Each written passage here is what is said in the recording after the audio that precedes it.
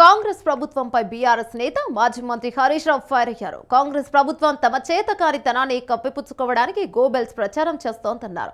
కాంగ్రెస్ అధికారంలోకి రాగానే అప్పుల కుప్ప అని రాష్ట్ర ప్రగతిని దిగజారుస్తోందని మండిపడ్డారు. బీఆర్ఎస్ పార్టీపై బురద చల్లే ప్రయత్నాలు చేస్తున్నారన్నారు. ముఖ్యమంత్రి రాష్ట్రం అప్పుల కుప్ప అని ప్రచారం చేయడంతో పెట్టుబడులు రాకుండా పోయాయన్నారు. ఉపాధి అవకాశాలు దెబ్బతిన్నాయని, రియల్ ఎస్టేట్ వ్యవస్థ కుదేలైందన్నారు. అధికారంలోకి రాగానే కాంగ్రెస్ పార్టీ ఏదో అప్పుల కుప్ప అని రాష్ట్రం యొక్క పరువును దిగజార్చే ప్రయత్నం చేసిండ్రు. పాము కాటేస్తోడు పాము కాటికే బలైంది అన్నట్టు తాము తీసుకున్న గోతిలో కాంగ్రెస్ పార్టీ తామే పడ్డది. కుటుంబ యజమాని దివాలా అని మాట్లాడితే ఆ కుటుంబానికి సమాజంలో పరపతి ఉండదు.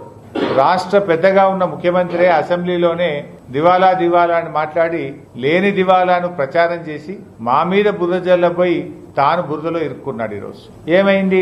ముఖ్యమంత్రి అట్లా మాట్లాడే వరకు రాష్ట్రానికి పెట్టుబడులు రాకుండా పోయినాయి. పెట్టుబడులన్నీ ఈ రాష్ట్రం నుంచి తరలిపోతా ఉన్నాయి. ఉపాధి అవకాశాలు దెబ్బతింటా ఉన్నాయి. రియల్ ఎస్టేట్ రంగం కుదేలైపోయింది. అంటే ఒక అబద్ధపు ప్రచారాలతోని ప్రతిపక్షం మీద బురద జల్లబోయి రాష్ట్రాన్ని దెబ్బతీసినారు. రాష్ట్ర ప్రగతిని దెబ్బతీశారు. రాష్ట్రం యొక్క ఔన్నత్యాన్ని దెబ్బతీసినారు. అభివృద్ధి చెందుతున్న రాష్ట్రాన్ని, పురోగమనంలో ఉన్నటువంటి రాష్ట్రాన్ని తిరోగమనంలోకి ఇవాళ రేవంత్ రెడ్డి గారు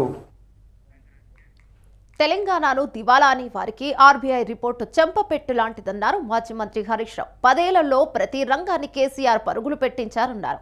10 ఏళ్ల కేసీఆర్ పాలనలో జీఎస్డీపీ, తలసరి ఆదాయం, వ్యవసాయ రంగ అభివృద్ధి, సాగు విస్తీర్ణం, ఉపాధి అవకాశాలు ఎంత మెరుగ్గా పెరిగాయో ఆర్బీఐ గణాంకాలు స్పష్టంగా చెబుతున్నాయన్నారు హరీష్ రావు. దివాలా దివాలా అంటున్నటువంటి వారికి Reserve Bank of India report చెంపపెట్టు లాంటిది. ఇది ఆర్బీఐ ఇచ్చినటువంటి report. Reserve Bank of India ఇది మేం చెప్పిందో, బీఆర్ఎస్ పార్టీ చెప్పిందో, మేము అధికారంలో ఉన్నప్పుడు చెప్పిందో కాదు. ఈ దేశం యొక్క ఆర్థిక వ్యవస్థను నడిపిస్తున్నటువంటి Reserve Bank of India report ఇది. ఆర్బీఐ రిపోర్టు ఈరోజు మీ ముందు ఉంచుతున్నాం.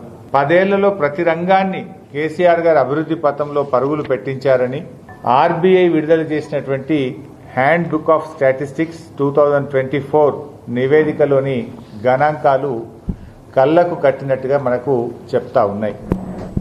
10 ఏళ్ల కేసీఆర్ పాలనలో జీఎస్డీపీ ఎలా పెరిగింది, తలసరి ఆదాయం ఎలా పెరిగింది, సాగు విస్తీర్ణం ఎంత పెరిగింది, వ్యవసాయ రంగం ఎంత అభివృద్ధి జరిగింది, అటవీ విస్తీర్ణం ఎంత పెరిగింది, క్యాపిటల్ ఎక్స్పెండిచర్ ఎంత పెరిగింది, ఉపాధి అవకాశాలు ఎలా గ్రామీణ ప్రాంతాల్లో, పట్టణ ప్రాంతాల్లో ఎంత మెరుగ్గా పెరిగాయి అనేటువంటిది ఇవాళ ఆర్బీఐ గణాంకాలు కుండబద్దలు కొట్టినట్టుగా